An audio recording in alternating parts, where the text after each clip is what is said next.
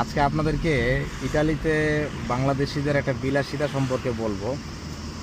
সেটা হলো, ইতালিতে আমরা যারা থাকি বাঙালিরা, আমরা বেশিরভাগ লোক পানি কিনে খাই। এর কারণ হইল, আমরা আমাদের পূর্বসূরি যারা, তাদেরকে দেখছি পানি কিনে খায়, এই জন্য আমরাও কিনে খাই। কিন্তু ইটালির যে বাসাবাড়ির যে পানির ব্যবস্থা, এটা ইটালির ডাক্তার কর্তৃক এইটা স্বীকৃত যে এই পানি খাওয়া যাবে, এই পানি খাইলে মানুষ মরবে না। তো বেশিরভাগ ক্ষেত্রেই পানিতে কোনো সমস্যা নেই। হ্যাঁ, নির্দিষ্ট কিছু দু একটা পুরাতন বাসায় আপনার হচ্ছে যে পানির মধ্যে আয়রন পাওয়া যায়। অনেকে দেখা যায় যে গাড়িতে করে পানি টানে, অনেকে মোটর সাইকেলে করে টানে, অনেকে আবার সাইকেল দিয়েও পানি টানে। আবার অনেকে হচ্ছে আপনার ওই কি বলে, হাতে করেও পানি টেনে নিয়ে যায়, মানে ধরেন 10 কেজি 12 কেজির পানির বোতল। তো এটা হচ্ছে আসলে পরিবেশের কারণে মানুষ অনেক কিছু শিখে বা অনেক কিছু করে, যেটা আসলে হয়তো বা পরিবেশ না পাইলে মানুষ সেটা করতো না। তো পরিবেশের কারণে ইউরোপে আমরা যারা থাকি বাংলাদেশিরা, আমরা অনেক ভদ্রতা শিখি। ভদ্রতা কীরকম? ধরেন আপনি একটা রুমে থাকেন, আপনার আরও 2জন রুমমেট আছে। সেই ক্ষেত্রে আপনার উচিত হইল, আপনি যখন রুমে ঢুকবেন আপনি জোরে চিল্লায় কথা বলবেন না, গান বাজাবেন না।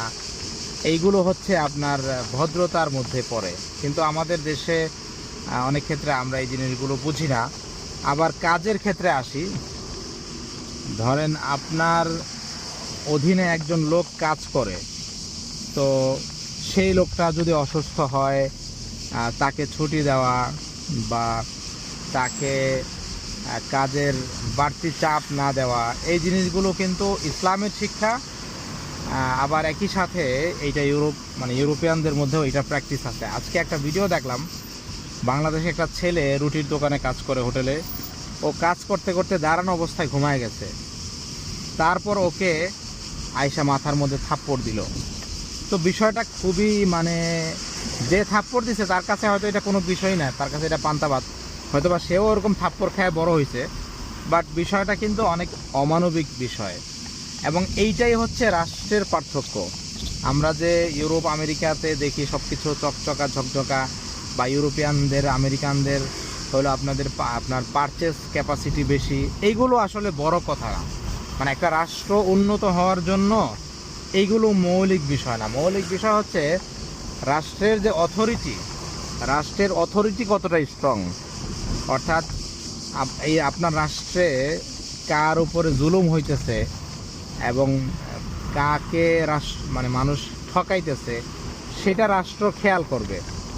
এইটা হচ্ছে মূল বিষয়। যেমন ইউরোপে ধনী গরিবের যে ব্যবধান, মনে করেন যারা গরিব মানুষ ইউরোপে, তাদেরকে কিন্তু সরকার বাসা দেয়। হ্যাঁ, কিছু নিয়মকানুন আছে, কখন সে বাসা পাবে কখন পাবে না, এরকম নিয়মকানুন আছে। বাট হচ্ছে যে মোটা দাগে ইউরোপের সরকার বা রাষ্ট্র এইটা প্রত্যেক ব্যক্তির ইনকাম দেখে, যে একটা লোক বছরে কত টাকা ইনকাম করলো, কত টাকা খরচ করলো, ওইটার উপরে ভিত্তি করেই, তার আয় ব্যয়ের উপর ভিত্তি করেই রাষ্ট্র তার ব্যাপারে ফয়সালা করে যে এই লোকটাকে রাষ্ট্র কতটুকু সুবিধা দিবে বা না দিবে। তো এইগুলো হচ্ছে মৌলিক পার্থক্য ইউরোপ এবং আমাদের মতো দুর্বল রাষ্ট্রগুলোর ক্ষেত্রে।